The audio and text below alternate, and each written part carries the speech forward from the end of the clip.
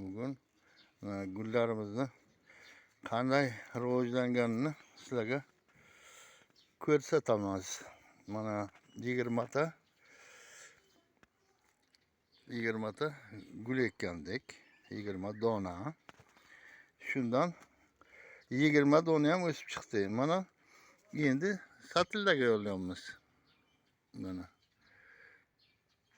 5 ta satil bu yerda.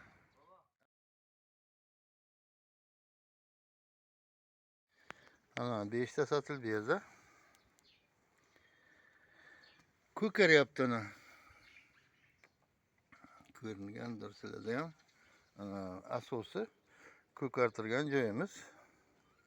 Mana bu yerda bitta satilda 20 tasini ko'kartirib, boshqa satillarga oldi. Ana qolgani hali bu yerda turibdi. Rivojlanishi yaxshi hozircha.